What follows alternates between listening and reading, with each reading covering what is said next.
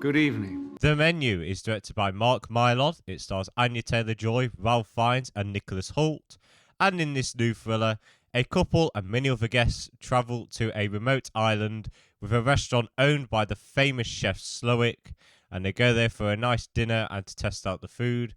But what they do know is that they'll have an experience they will never forget. For all the wrong reasons. Now, I went into this film only watching the teaser trailer. I didn't want the film to be spoiled to me because I saw the teaser and I thought it looked pretty good.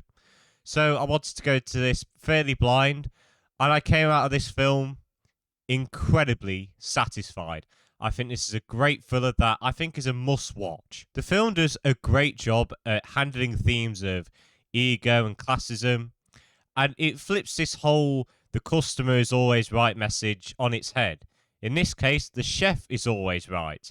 And in this case, we are dealing with the rich who are always trying to buy themselves out, and they always ruin people's lives, like these food critics and actors that just really don't have respect for anyone other than themselves.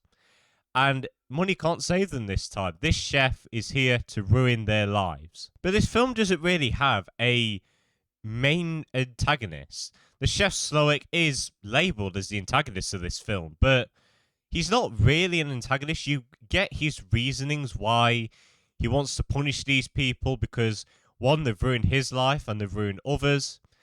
And they are just bad people in its own. We have so many characters in this film, and they're all given characteristics and backstory. So you kind of do hate them in a way. It's amazing how all of these characters are directly linked to each other in some way. Our main protagonist, Margot, she's connected to one of the guests in a very rude and disgusting way. And that happens throughout the whole film. We get more reveals, more twists and turns as the movie gets going. But I don't think this film would have worked as well if it wasn't just for this stacked cast. Ralph Fiennes kills it in this film. He plays Chef Slowick, and boy, he knocks it out of the park. He is great in this. He does a great job at being very darkly comedic and very sinister at the same time. It's so strange. Anya Taylor-Joy, who plays Margot, our main protagonist of the film, she does a great job here, and it's amazing how they make her character very likeable, even though she is pretty moody throughout the film. But I was very surprised when going into this film that it wasn't really a horror movie. This is more of a thriller, and I was very surprised how darkly comedic it was. Maybe the humour got a bit too much sometimes, and that's something I'll get into in a bit. But I really was surprised about how dark the humour was here, and it was actually very funny, this film. I was very surprised. There's only around a couple of scares in this film, and even there, they're not really like jump scares or anything. It's just a nice tension-filled story with the little teeniest bits of horror elements in there. When watching the teaser, I did think this was going to be a very heavy symbolic film. Like, I have seen some of those films this year. Men is easily one of them. And Nope, some very pretentious symbolism there. But this film, there's none of that, really. And I was quite surprised, apart from a couple of parts like The Fallen Angel. But they are easily understandable. And I think that's why audiences aren't really as confused and hating this movie much. Which I'm very happy with, because more people should see this film. I also really loved the ending. I'm not going to spoil it for you, don't worry. But the ending for me was just a great way to cap this film off. You knew what was going to happen, and it happened. And it is a very satisfying ending for our protagonist and antagonist, sort of, as well.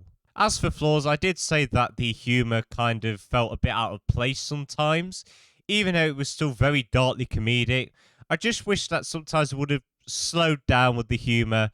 And I know there's some people saying that this film doesn't take itself as serious, and I think that's a problem in itself. I kind of did want the film to take itself a little bit more seriously. And these are only just minor nitpicks, but I did find a bunch of continuity issues.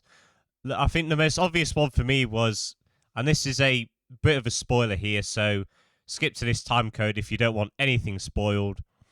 There's a scene where a chef commits suicide by shooting himself in the face, and his head blows open. There's blood spattering everywhere, all over the countertops and tables. And then the next shot, it's all nice and clean. And that just was a little bit out of place for me. And there's many times like that. There's another scene where Ralph Fiennes' character gets stabbed in the knee. And there's no like limp or anything. You know, you've just been stabbed in the knee. I'm sure it'd be painful, but no, there was nothing like that. But there's only just little minor nitpicks to me. But overall, despite its minor problems, I had a blast with the menu. It is full of tension.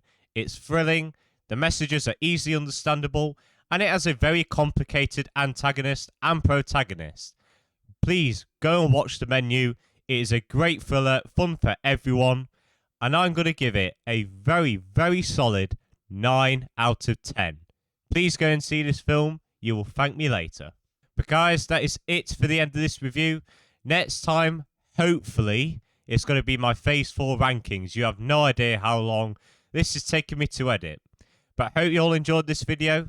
Make sure to leave your thoughts on the menu in the comments. Have a good day, and see you later.